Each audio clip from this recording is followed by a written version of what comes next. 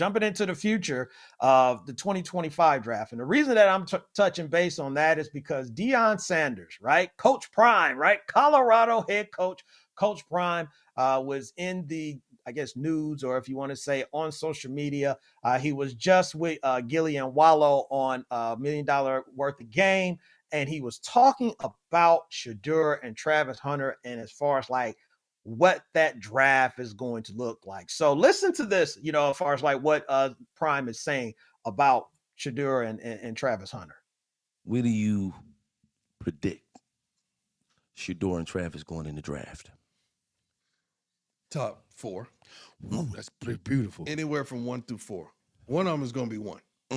That's what I'm talking about. One of them is going to be speaking 1. into existence. And the latter one would not go behind 4.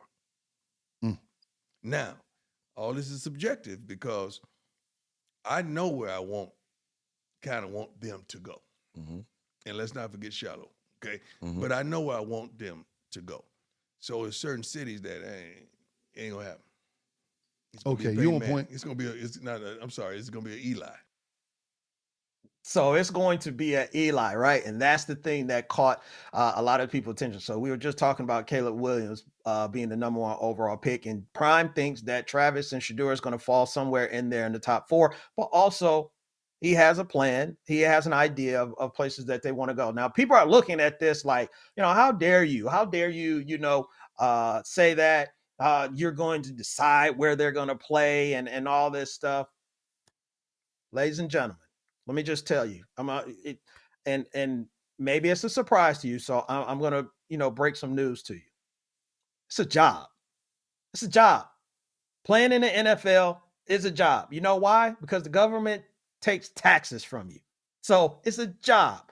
And in any job, when you are going into employment, whether it's, salary, whether it's a company employee, whether it's contractually, you're, a contract worker, whatever it is, there is a negotiation piece that provides itself.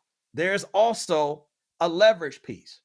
Now, normally it is the organization that has, the leverage, but every so often, like Prime said, with something like with Eli, you may have some leverage there. So if he has it, I'm saying if by chance he has the leverage, I don't see anything wrong with utilizing that leverage. They would do the same thing if it was the other way around. And they do the same thing, right? We know that people put out bad news about players, so they drop in the draft. Why? So they can get the player that they want, but also maybe not have to compensate them. So that's not anything new. That's not anything, I'm not, some conspiracy theory or anything like that. So if you have the leverage, if you got the leverage at a job that you want, your dream job, and you can call the shots on where you want to work, not how much you make, but where you want to work and how that is, kind of set up, wouldn't you go ahead and, use that leverage that you have? Now, the main thing on this is that if he does and actually does use that leverage and go to a team, him or Travis, go to a team that they want, the main thing is that you got to know what you signed up for. Because when you sign up, when you do something like that, and when you sign up for it, there is no process. There is no, hey, just wait a minute. Yeah, wait a minute. There is no wait a minute. It is truly, hey, it's time to produce right then and there. So I think they're signing up for that. They'll have the opportunity if they have the leverage. Yeah, then by all means, go ahead and make it happen. So